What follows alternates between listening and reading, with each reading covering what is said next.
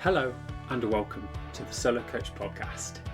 This is a podcast dedicated to those who feel called to take the path less followed. On this show, you'll find a mixture of solo and interview episodes covering all topics associated with personal development and living your best ever life. To find out more, visit thesolocoach.co.uk, @thesolocoach on Insta, or David the Solo Coach on LinkedIn. And now for this week's episode. Enjoy the show. Howdy folks, and welcome to this week's episode of the Solo Coach Podcast. You join me this week, mid-December. It's a Saturday, it's pretty cold, and it's an afternoon, quite early in the afternoon, and we are losing the sunshine rapidly. It's that time of year where people start to think and talk about New Year's resolutions and what they want to do and achieve and who they want to be in 2026. So I've attended a couple of business networking workshops, you could call them, all about preparing for the new year and writing goals and objectives. Smart goals, smart objectives. Smart being specific, measurable, achievable, realistic and time-bound targets, specifically for business owners like myself. And I've enjoyed them and I've found them valuable. And equally, I felt like something was missing. And every year when we talk about New Year's resolutions, I'm aware that, guilty as charged, I often have, in the past, have written New Year's resolutions, and then after about the 3rd of Jan, I've stopped looking at them, I've stopped doing anything with them, and then I've only looked at them again when I've discovered them in an archived note on my phone about 6 to 8 months later, by which time it's largely too late to do anything about them. I might have achieved some of them, I may have not.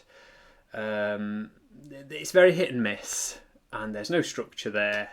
And typically, it's purely down to luck whether I've achieved any of them or not.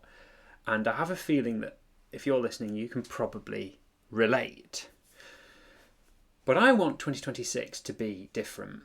And I want your 2026 to be different. I want 2026 to be my best year yet. And I've decided it's going to be my best year yet. And I also want it to be your best year yet. And what I've pulled together today in an episode that's not 100% polished, I wasn't 100% prepared for this week's episode, but as I always say in the podcast and at Toastmasters in my speeches, I believe that the most important thing is to just start and begin when you feel almost ready, because you might never feel 100% ready. So that's what I'm doing today. I'm releasing this episode with some basic notes and some broad ideas about what I'd like to talk about, and I'm hoping that it's all going to come together over the next 20 to 30 minutes. So let's see what happens. Thank you for coming on this journey with me. Thank you for listening. Shout out to you, all the listeners out there, raising my brew to you if you're listening to this episode on audio, and taking a sip, saying a massive cheers to all of my listeners out there. I hope wherever you are listening, if it's safe for you to do so, that you're also having a brew and relaxing, listening to this episode, possibly over your Christmas period or possibly early in the new year, as this episode is going to be released around Christmas time. But as I say, from these workshops talking about smart goals and planning for the next year of business, the next 12 months, I felt like there was something missing, and I felt like I had something to add and something additional to share on top of the already valuable process of writing smart goals. So today I'm not going to cover in too much depth. I'm not going to focus on writing specific, measurable, achievable goals, as I feel that that's been done to death, and you're probably already aware of that principle. If you might already do it in your business or in your work or in another area of your life. So I don't feel like I need to go over that again. But here are my own 5 questions to enable you to make 2026 your best year yet. So let's get going. Now we've got the introduction behind us. Let's get right into the nitty gritty. So I want to take you on a journey. I'd like you to time travel with me into the future. So 12 or so months later, it's the 31st of December 2026. It's New Year's Eve, preparing for 2026 to move into 2027. And I genuinely hope this happens, by the way. We bump into each other. Either we've planned it or we bump into each other, maybe at the supermarket, maybe in a coffee shop. I love coffee. I hope it's a coffee shop. You might choose to buy me coffee, in which case I'll be very grateful for that. Thank you. And you say to me, I say your name, and then, oh my goodness, it's great to bump into you. And you say the same thing to me, Dave, it's great to see you. I say, how are you? How are things? How's it going? And you say, Dave, you won't believe this. It's been the best year ever. This year has been so incredible. I could have never have forecast it. I couldn't have predicted it. I had no idea how well it was going to work out, but it's been incredible. It's exceeded all of my expectations, and it's just been far better than I ever could have foreseen or imagined that it was going to be. I knew it was going to be good. I hoped it was going to be good. And, I listened to some of your podcasts at the end of 2025, so I was fully equipped and prepared for it to be a great year. But you say to me, it's been even better than I thought it would be. And I say to you, that's incredible. I'm so genuinely pleased and happy for you. I'm delighted to hear that. What's happened? Tell me more. How has it been the best year ever? How has 2026 been so good for you?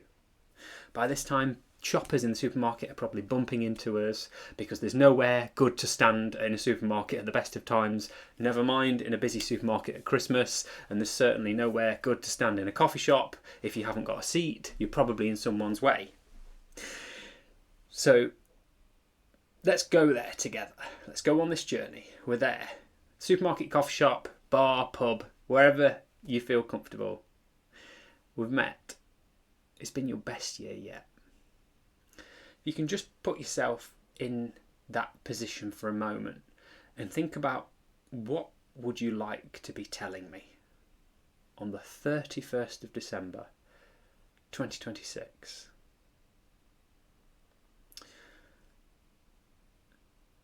Did you apply for and bag that dream job at work? Has your professional life improved tenfold? Are you now earning more and finding more fulfillment from work? Have you got a better relationship with your manager and your team than ever before? Have you rediscovered your passion and reconnected with why it is that you do what you do for a living? Or have you successfully had a job or career change? Have you moved to the same job at a different company, or maybe a slightly different job in the same company, or a completely different job in a completely different company, a completely different sector? But, sky's the limit right now. Let's just cast away the shackles and the restraints and the belief about what's realistic. I hate that word. Let's leave realistic at the door right now. What would you love to be telling me? In terms of your work, for a start. I'd love to be saying to you, if I was in your shoes, do you know, that business idea, I finally got it off the ground and it's flying along. And at the same time, I've had a promotion, or maybe 2 or 3 promotions at work, and I'm now managing a team. I'm loving it and they're loving me. We've learned and we've grown so much together. I'm so fulfilled by what I do for a living. I'm earning more money than ever before. I'm sleeping better at night. I don't have the Sunday blues. And I've started this little side hustle. I'm selling something that me and my partner make at home on the kitchen table. And it's so thrilling and exciting. And it's a new journey. And it's something we've never done together. And it's brought us closer together. And that brings me on to, what would you like to be telling me in terms of your relationship? If you're single, you might be saying, I met the partner, the man or woman of my dreams. And we chose to get married, and we've now got married, or we've got a date for our wedding next year, and I feel like I've met my soulmate. I feel like I've met who I'm destined to be with, and he or she is the most incredible person, and I feel so grateful and so lucky and so blessed that I have that person in my life that I never had before. Or maybe if you're already in a relationship, maybe you're already married. It's me and my husband, or my wife, me and my partner, my girlfriend, my boyfriend. We have strengthened our relationship. We've got to new highs together. We've learnt more about each other. We've found out more about each other. We've just become like, we've got this stronger bond than ever before. We thought we were well bonded and well connected and in a fantastic relationship at the end of 2025, but it's now the end of 2026 and we're so close. It's so magical and wonderful and special, and every day I wake up in the morning so grateful to wake up next to that person, and I go to bed at night and the last thing I see at night is that person's face, and I think, wow, what have I done to deserve such a wonderful partner in my life? Would you like to be telling me that? You know, work's going so well. Your relationship with your partner, maybe your relationship with the rest of your family, your children, your aunts and uncles, your parents, your brothers and sisters. Maybe you've always had some disagreements with brothers and sisters, or with cousins, or aunts and uncles, and perhaps you've finally this year you can see past your differences. Maybe you've worked through those difficulties and you've come to an understanding, and now you realise the error of your ways. You realise where the disconnect came from, and you've got this stronger bond and this stronger relationship, and not only you have noticed it, but the rest of the family have noticed it and pointed it out as well. I can keep going with this, so I'm going to. Perhaps you've finally put a deposit down and bought that dream house that you and your partner have always dreamed of, or maybe you've bought that beautiful classic car that you've always wanted, or that classic bicycle and you've restored it, or that project that you've always wanted to carry out. You've finally made a start on it, or maybe you've finally finished it, or perhaps the joy was just making a start and working through it. Maybe it's a 10, 20, 30, 40 year project of restoring a car, a nut and bolt restoration of a classic car, and it's bringing you that fulfillment and that satisfaction and that pleasure that you were so craving and somehow missing, and couldn't put your finger on what it was that was missing at the end of 2025. But now, fast forward 12 months, it's the end of 2026 and you've had the most incredible year ever. What is it? I'm giving you permission to dream right now, wherever you are, in the car, listening to this, in the lounge, in the bedroom, commuting on the way to work on a bus like I do, on a plane, on a train, in an automobile, on a pogo stick, if that's the way you commute. I think you get what I'm asking you. It's just, sky's the limit. What would you love to be telling me at the end of 2026? And how amazing would that feel? How fantastic would it feel to be able to say that? And perhaps right now you feel so inspired you want to stop this episode and pause it and go away and make some notes. Starting with, 2026 has been my best year ever because. Go.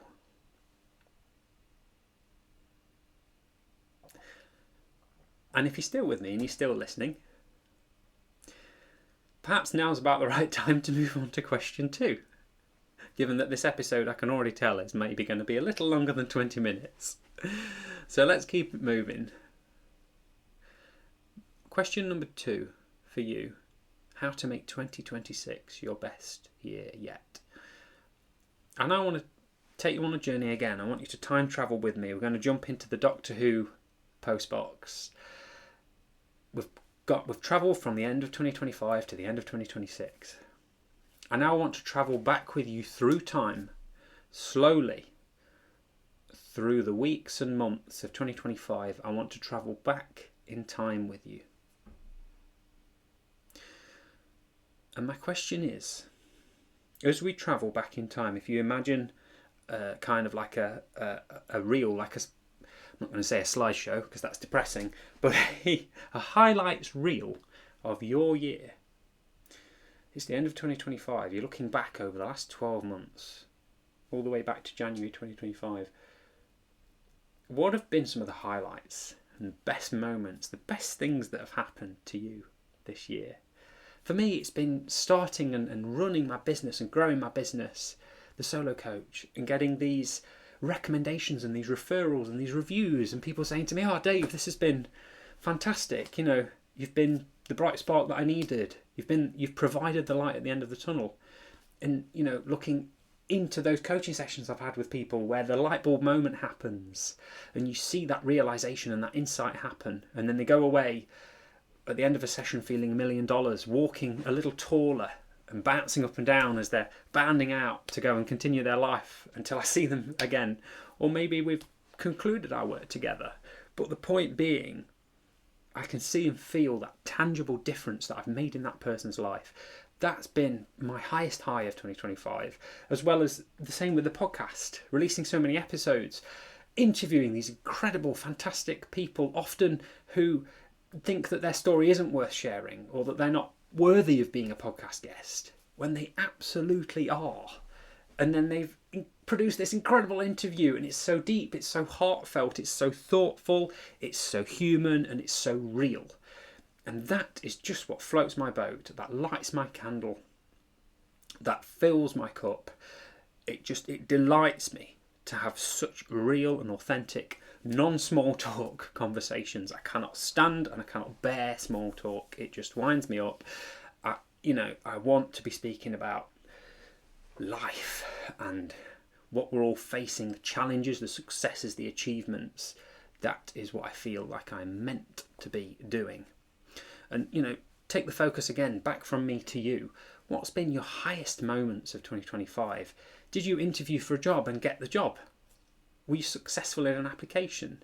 Have you done some volunteering that was really satisfying and, you know, really pleasurable, I should say? Have you and your partner been out for some fantastic meals? Have you been on some wonderful holidays, family holidays, vacations overseas, or staycations at home? Have you had some amazing barbecues and, you know, socials with your friends? Have you had some big wins at work, some projects that you've finished, some deadlines that you've met or exceeded? Have you had a pay rise? Have you bought your dream house?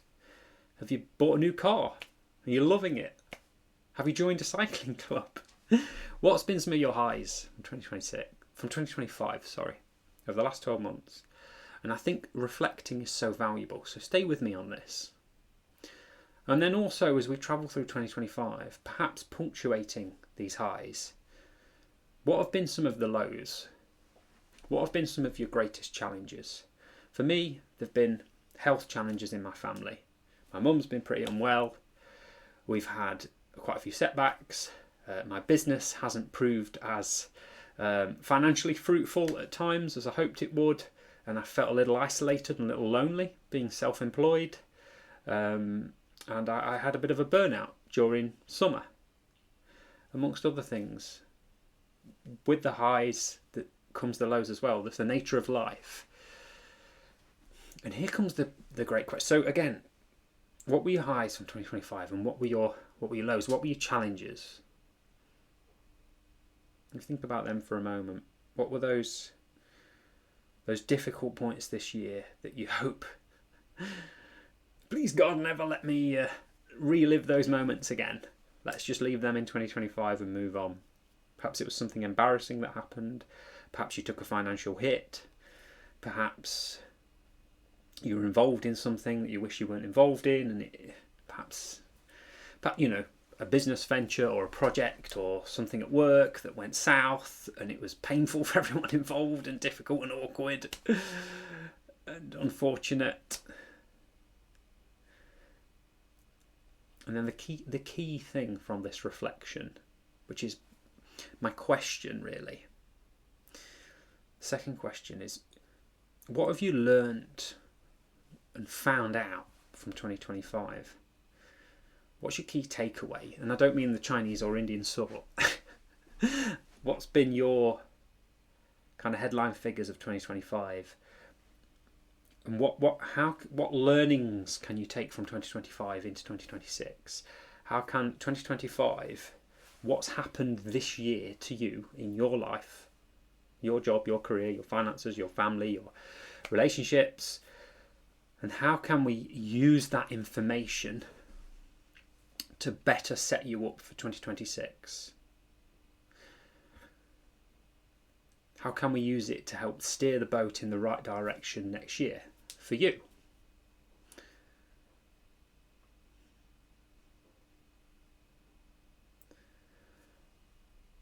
So for me, it's around what I've learned this year is the value of being with people in a team, in communities, in groups.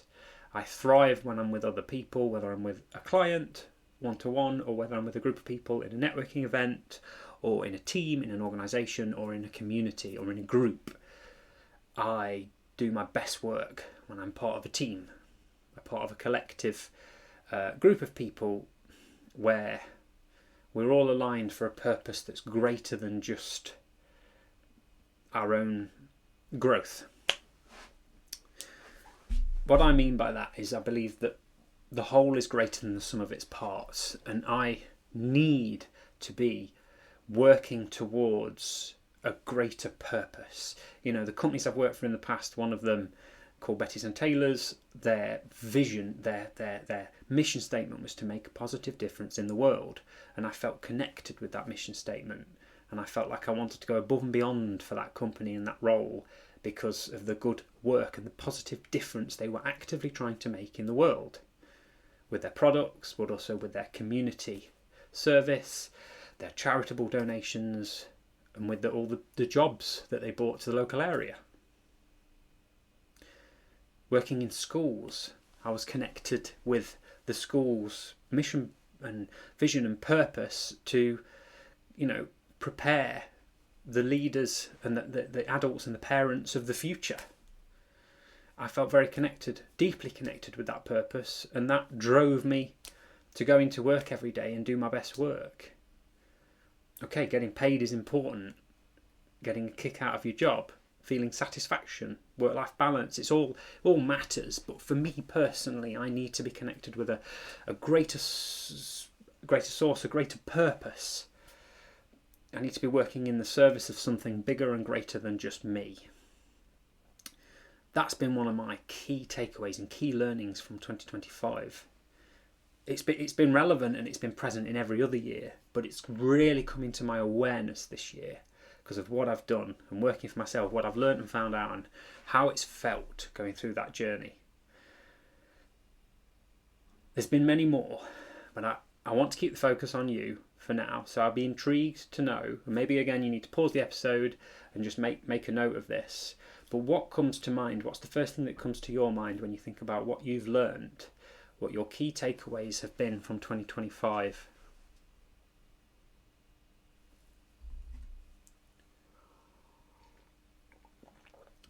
And then how can we take that key learning, that key takeaway, how can we use that to inform 2026?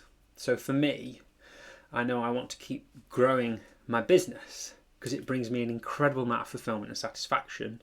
And I also want to keep working in groups, in teams. I want to keep working for organisations. And I like having what's called a portfolio income. So income streams from different sources. And I don't necessarily like all the pressure being on just me as a complete solopreneur. I've enjoyed having the ability to have a role alongside running my business because it's meant that I can sleep better at night and there's a guaranteed income ticking over there, as well as building relationships with people in a job, at work, getting a kick and getting satisfaction from a job well done, and then at the same time having my coaching business alongside having a traditional source of work and a traditional employed income. Running my business alongside that might not necessarily work like this for you, but for me has worked really well at this point in my journey. Now, as I continue to grow the solo coach, in the future things may change, may get a lot better, may be different. I might be in a different position completely, but that's been one of my key learnings that I want to take into 26, along with, well, before I talk about my next ones, to keep us moving, let's move on to question number 3. So question number 1 was, we meet on the 31st of December 2026. You tell me, Dave, it's been the best year ever. And I ask you, what has happened for it to be the best year ever? Question number 2, I should say. We travel back in time through 2025. You tell me what have been some of the highest highs, some of the lowest lows, and a few highlights in between. And so what have you learned from 2025, and how can we use that to inform the path that we're going to take and the actions that we're going to take in 2026? How can we learn from 2025 so that 2025 isn't just lost and gone on the 1st of January 2026, so that it's meant something, and the lessons that we've learnt within this year, we're going to take notice of them and ensure that we don't make the same mistakes again. The last thing I'd want for you is that 2026 is a carbon copy, cut and paste of 2025, because I want for it to be different, to be better, to be more exciting, more thrilling, more fulfilling, more wholesome, and to have all the great parts of 2025 and more. Twice as many, 10 times as many, 100 times as many. I want this to be your best year ever, your best year yet. So question number 3. The best dating advice I ever received was when I was single. Someone said to me, what sort of person do you want to be in a relationship with? How do you want them to behave? What values do you want them to have? What sort of character do you want them to have? What hobbies? What values? What behaviours? What actions? What sort of person do you want to be in a relationship with? What sort of life partner are you looking for? So I answered, this kind of person who does these kind of activities and, wants to travel, is exciting, is fun, and, wants to build a life together, and is interesting and a great conversationalist and empathetic and really cares for their friends and family. A people person. And then they said to me, the best thing you can do to attract that person is to become that person. And they didn't mean you have to have a sex change. Unless you want to, of course. But what they meant was, like attracts like, and you have a much higher chance of attracting the right person into your life in a romantic sense if you can become more like that person that you want to be there for you in your life. If you want them to be involved in certain hobbies that you enjoy, going out there and doing those hobbies, getting involved in those groups, that being in those spaces is going to increase your likelihood of meeting a potential suitor, a potential partner in those spaces, because you're there, you're doing the thing. It's there for everyone to see. Modelling the values that you want your future partner to have is going to increase the chances of you attracting a partner with similar values, maybe not identical, but similar. Values that align really well with yours. It's sort of common sense, but I didn't think of it until I heard it, and it worked for me. It did. It enabled me to attract that person into my life. So, question number 3 is, who do you need to be? Who do you need to be to achieve your desired goals and outcomes for 2026? So in the question 1, I asked you, what position do you want to be in by the 31st of December 2026? What do you want to be able to tell me? Dave, it's been the best year yet for these reasons. This is what's happened to me. In order to attract that dream partner, in order to get that promotion at work or change careers, in order to attract more abundance and more financial wealth into your life, in order to buy that house, in order to buy that car, in order to join those groups and become fitter and healthier than ever before, who do you need to be to achieve those outcomes? Do you need to be exactly the same person you are today, or do you need to be kind of an upgraded version of yourself? I'm not advocating that you lose connection with who you really are. On the contrary, I'm advocating upgrading your personality, upgrading your actions, your behaviours, your habits, your routine. Because what we do little and often, regularly and often, far trumps, in the long run, completely trumps what we do rarely on the odd occasion. If I cycle twice a year and do a massive 100-mile ride, I'll probably be dead the day after. Metaphorically, not in reality. I'll still be alive, but I'll probably be in bed all the next day, and maybe even the whole week after, recovering, because my body won't accept that. It'll be such a shock. But equally, I'll remain the same level of cyclist that I am now, if not lose some of my strength, my ability, my fitness, because I'm only going out there once or twice a year. If I want to become a much better cyclist, if I really want to grow my skills and become stronger, fitter, faster, be able to ride for longer rides with more hills, more ascents, and then be a better descender, have a higher average speed, I need to be out there more often. I need to be more committed. I need to be out there riding in all weathers, regular and often. I need to be committing to my cycling club, who go out for a ride every Saturday and sometimes Wednesdays as well. So I need to be someone who actively rides my bike regularly and is measuring my statistics, measuring my average speed, measuring the distance I've ridden, measuring the amount of ascent that I've carried out on that ride, how many climbs I've done, what my average speed was, what my heart rate was. Because you manage what you measure. If you're measuring it, you can then improve it. If you're not measuring it, you'll maybe never have any idea. But the point being, who do you need to be to get to the end of 2026 and to have all of those things that you want to have, and to have had the most incredible, fantastic, most wonderful year yet?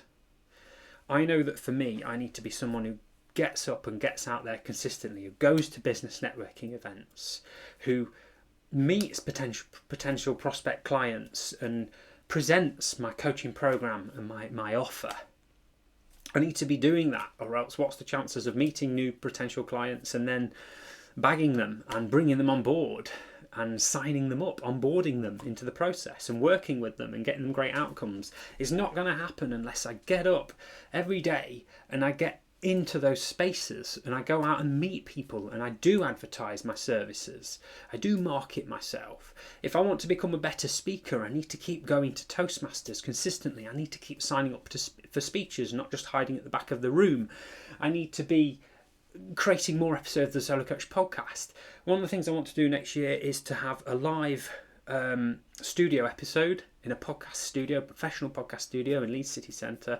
I also want to record the theme to the Solo Coach podcast using a band. So if you have a band and you want to record my theme, a new version of my theme, reach out to me. I'd love to hear from you, because I want the podcast to get bigger, to grow, to be better, and I want to be a better host. I want to produce better content for you, more interesting interviews, more valuable content that you can really do something with. I don't just want to create an episode every week or every month just for the sake of an episode. Quality over quantity. I'd rather have one fantastic episode once a month than 4 mediocre episodes throughout the month that are kind of neither here nor there. They're generic, they're not relevant, they're not useful, they're not helpful. I know who I need to be next year to get fitter, to get healthier, to have more abundance, to buy my dream house, to buy my dream car, to grow in my relationship, in my health, in my fitness, in my life, in my business, in my finances. So I'm asking you, who do you need to be next year to attract that dream partner, to improve your existing relationship with your partner, your children, your friends, your family? Consistent, reliable, trustworthy, honest, always willing to help. Equally, who don't you need to be? I don't want to be lazy, and I also don't want to overwork and burn myself out. I want to get the balance right. I want to know myself and put myself first, but equally respect others in the process. I want to raise the people around me. I want to bring them with me on this journey. I don't want to leave people for standing and, give them a big up yours and prove to them what I'm capable of. I want to prove to myself what I'm capable of. And in an ideal world, I want to bring everyone with me on this journey and show them in that process, to show you as my listener what you are capable of and to get you the dream life that you really want for yourself. I don't want you to be playing kind of with a 5 out of 10. And what do I mean by that? I don't want you to be playing small and deliberately limiting your results. I don't want you to be saying, oh well, it's not so bad. I don't want you to be waiting for something to happen. I'm going to talk more about this in the summary at the end, but I want this to be the best year yet for you. So question 1 was, we meet on the 31st of December 2026. You tell me it's been the best year yet, your best year ever. I say, what's happened? And you tell me, this is what's happened, Dave. We travel back through 2025. What's been the highest highs? What's been the lowest lows? What have you learnt, found out, figured out from 2025? And how can we use that to inform 2026 to ensure your success and increase the probability of your success in 2026? Question 3 was, who do you need to be to achieve your desired outcome? What characteristics, what habits, what behaviours do you need to exhibit on a daily, regularly, or even hourly basis? And who don't you need to be? What don't you need to be doing in 2026? What will jeopardise and self-sabotage your results? That's the last thing we want. The very last thing we want. Question number 4. So from these goals, this future that you foresee for yourself, this vision for the end of 2026, I ask you again, what are you set to gain? What's the true value of the dream house, the dream car, the dream partner, the dream job, a great income? What's the true value? Is it just those things? Or is there something deeper? Is there something richer? Is there something more? Is there something at a more fundamental level? Are you just going to feel better? I say just. Are you going to feel better about yourself? Are you going to sleep better at night? Are you going to wake up in the morning with a new appetite for life? Are your Sunday evenings going to be filled with dread? Or are your Sunday evenings going to be filled with excitement for the week ahead? Are you going to relight your creative fire in life? Or do you define yourself as someone who's not creative and has no ideas? I do not believe that's true. If you feel like that, have a word with me, reach out. I thought I used to be like that, but I realised that I was suppressing my creative potential. I believe that there are 3 books in everyone, and there's something that you can learn from every single person you meet. Creativity is within you. Ideas are within you. Projects, goals, hopes for the future, dreams, plans, visions. It's all within you. Please, if you take nothing away from this episode, take this away. I believe in you. And I absolutely believe in the potential of every single human being that walks this planet. And if you're lucky enough to be listening to this episode, if you're lucky enough to be here with me today, then I believe in you, and I believe that you do have what it takes to create a great life for yourself and to feel fantastic. So what's going to be the true value? Driving that dream car, is it just going to be nice to have? Is it going to get boring? Is it just going to be fast so you can overtake everyone on the bypass?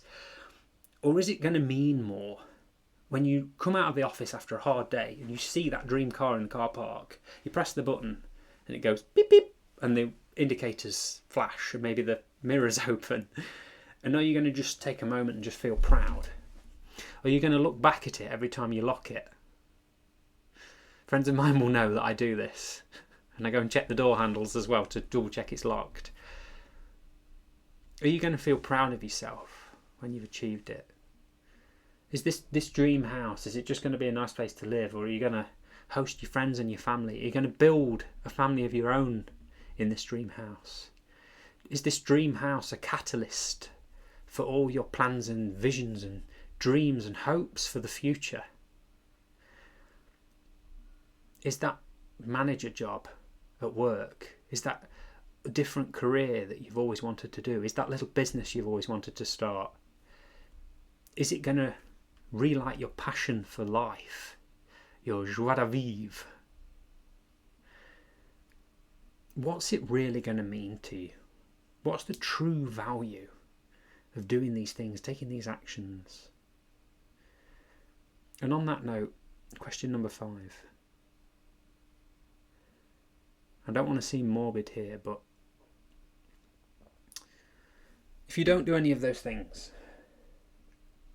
if 2026 is a carbon copy of 2025, if you take no further actions, if everything stays where it is, if you keep doing all the same things you're currently doing, keep spending time with all the same people, no new people at all, you keep doing the same job in the same way that you've always done it, you keep going to the same places and hanging out with the same people, and it's an exact carbon copy, replica of 2025, and all of those 2026 New Year's resolutions, all of those goals for the next year just remain just that, written on a post-it note, written on in a notebook, and they get lost, perhaps.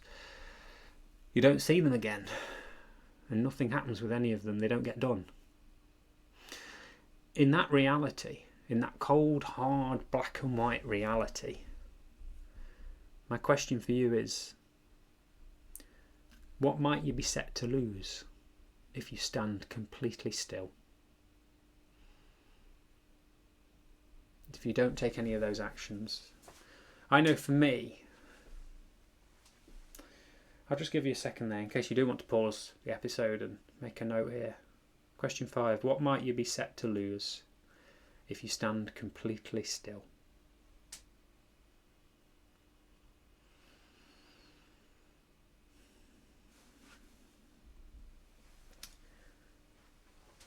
I know that for me, if I was to stand still, to not take any of my actions for the future, to not try and move towards buying my dream house, dream car, not try and move towards getting my dream job, not try and build the Solo Coach and the Solo Coach podcast, not try and build my speaking career and work towards being on a TED stage someday and writing a book. I've got some ambitious plans, folks. I'd love to share them with you if anyone wants to hear more. I feel that I could be set to lose everything I've built, everything I've achieved, and become really miserable and really sad and really unhappy and really unfulfilled, and then maybe bitter and frustrated and angry at the world. I have the potential to become very cynical. Unfortunately, we all know that person at work. We all know that person who's done the same thing for 20 odd years. They've always had the same outcome, funnily enough. And every one of the last 20 years has probably been more or less the same. And they're quite bitter and cynical and critical. And they're a pessimist. And they don't trust anyone. And they come out with these sweeping statements along the lines of, well, life's a bitch, then you die. And even if you live healthily, you're still going to die some way. So what's the effing point?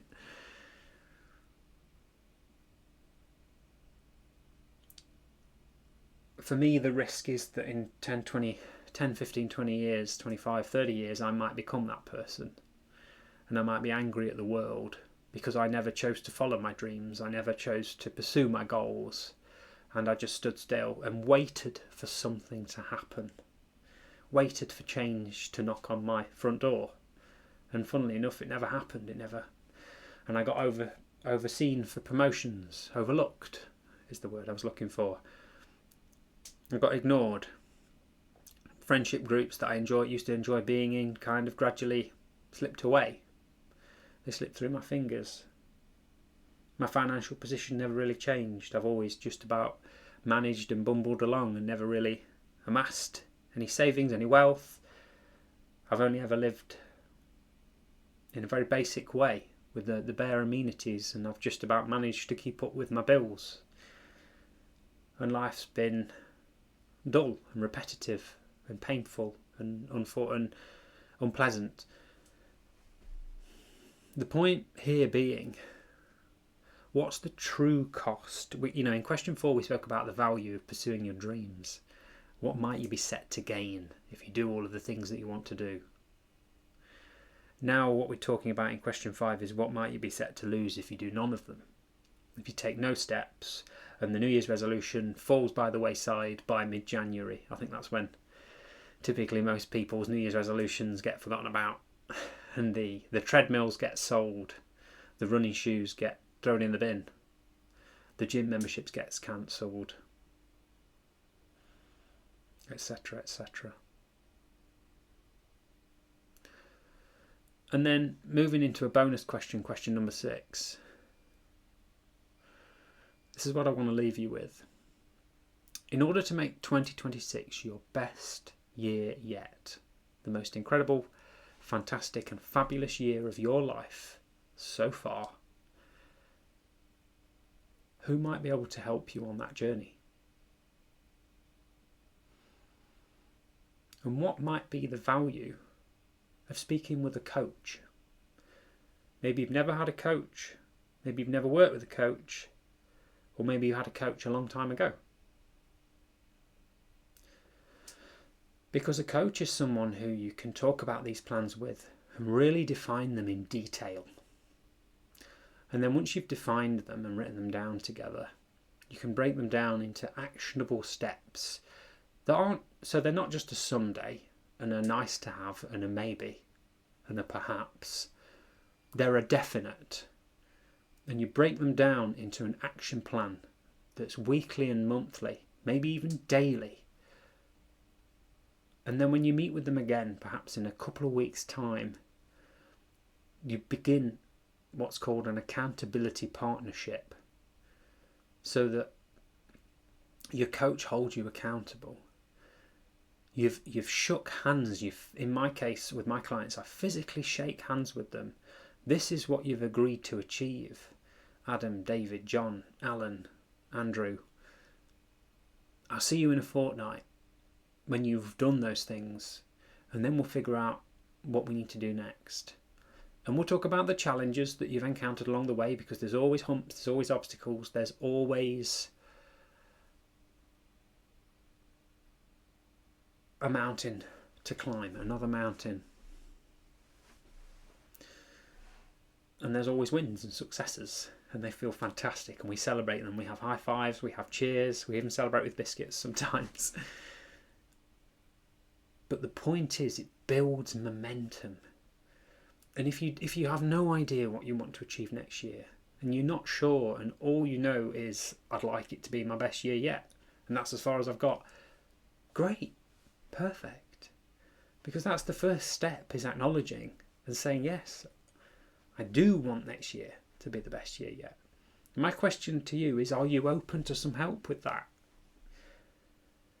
Because like we said in question 5, what's the true cost of standing still? If you've done the same thing for the last 5 years and achieved the same results for the last 5 years, how many more half decades is it going to take before you pluck up the courage to speak to someone else about this, and you also decide to invest in yourself and put in the time, the energy and the effort and the money to work with a coach? So that's just a thought. And if you can't currently afford to work with a coach and you don't feel it's suitable, then what about a mentor? What about finding someone who's done what you want to do, or at least one of the things you want to do, and asking them how they did it? You'd be surprised how many people you can reach out to in small business networks and say, I'm looking at growing my business. I'm so astounded by what you've created. Could I have a half an hour or an hour of your time over coffee? I'll buy you a coffee. I'd love to hear how you did it. People will be more open than you believe to telling you, to spending some time with you, or having a virtual coffee via Zoom. All the information, all the answers are there. They're more easily acquired than you believe. So a mentor could be worth considering. Speaking to a manager at work, if you're full-time employed, telling them about what you'd like to achieve and where you'd like to get to, and your true aspirations, and not holding back, in my career has been one of the best things I ever did.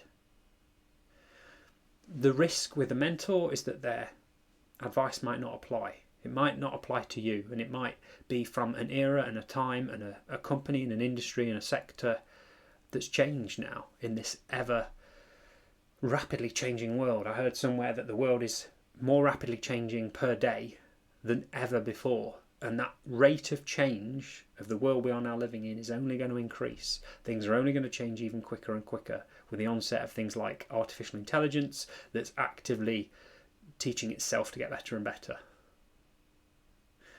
So, like I say, it could be a mentor, it could be a manager, it could be a partner. There's so much value in confiding in your loved ones. And you'd be surprised when you do open up to a parent or to a partner or a really close friend, how much wisdom friends and family can offer. But again, it can be very difficult, as I heard somewhere a statistic that 90% of what people say to you is focused on what they want you to think of them. So I think 75% of our thoughts all day long are typically about ourselves, and 90% of what we say to others are through the lens of what we want that other person to think about us. So bear in mind, feedback from friends and family and loved ones could sometimes be quite jaded or biased towards not offending you and pleasing you and telling you what you want to hear. AI is guilty of this. AI will agree with you all day long, no matter how challenging you ask it to be. In my experience, AI is fantastic at agreeing with me. The true value of another human coach is that they are completely without your system. They are completely outside of your systems. They are outside of your life and your business. It's of no consequence to them what you choose to do next. Now, they want you to succeed. They care about you and they value your relationship with them, and they know that if you succeed in your life, they will succeed as your coach, and you might be able to work with each other for longer. So no coach on this planet that I know of wants you to fail and will support and encourage you to fail. What they will do is, and what I will do, is support and encourage you to succeed, but the way you want to do it and the way you achieve that success is completely of no consequence to me. I have no opinion and I have no preference on how you should achieve your version of success, which contrasted to a mentor or a family member or a manager. They are obviously going to have their own interests. Particularly a manager within the organisation you're working for has their own duties and responsibilities, so it could be somewhat biased. You'd expect it to be, versus a coach that's truly independent and outside of that system. So they're invested in you and they're interested and they want you to succeed, but they do not have a preference on how you get there. Because the route from A to B might not be a straight line. It could be a wavy, wandering line that has lots of stops along the way. And a coach should, and I will, support you to follow the route that feels right for you. That may not be a direct, express path to where you want to get to, because you might, in order to get to where you need to be, you might need to take a few detours, take a few side quests along the way. Working with a coach for me has been one of the most powerful things I've ever done, and it's led me to training as a coach and starting a business as a coach. And I've spoke about it many times before, so I'm not going to labour the point. But let's make 2026 your best year ever.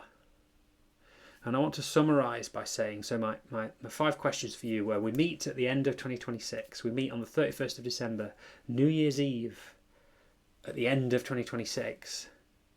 You tell me, Dave, it's been the best year ever. And I say, that's amazing. I'm so happy for you. Tell me more. What's happened to make it the best year ever? And you tell me. What would you love to say? How and why has it been the best year ever? Question 2 was, what have you learnt and figured out and found out from 2025? And how can you use that to steer in the best possible direction in 2026? So that we don't just forget what's happened and what we've learnt this year and what's gone well this year. What successes can we take into the next year? Question 2 was, who do you need to be to achieve your desired outcome? Like that dating advice. How can you be that dream partner?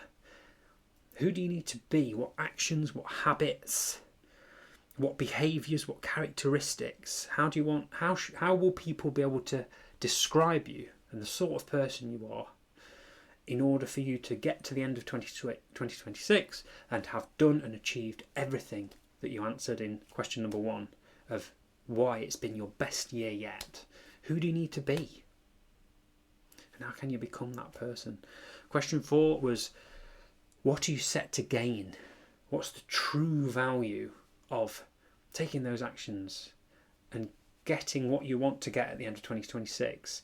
What's it really going to mean to you? It's nice to have a great car. It's nice to have a big house. It's nice to have a good job with a good income.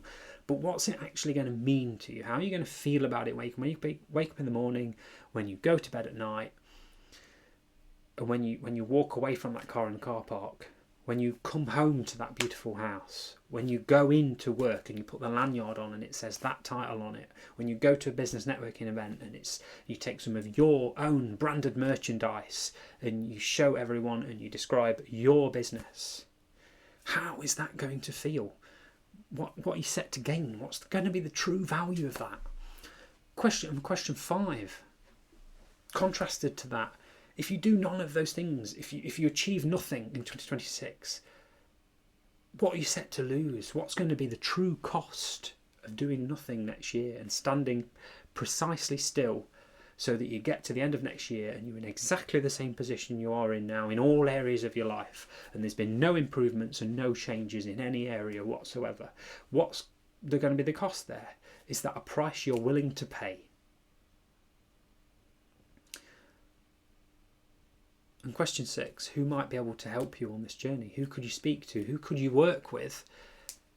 Perhaps as an accountability partner to help flesh out what you want to do next year, and then to hold you to account to make sure you go away and do it, to make sure you follow those steps, follow that action plan, and make measurable, achievable progress from week to week, from month to month, to stand half a chance at getting to the end of the year and saying, okay, I didn't do all of those things, but I've done the majority of them and I feel fantastic, and now I know what I want to do in 2027.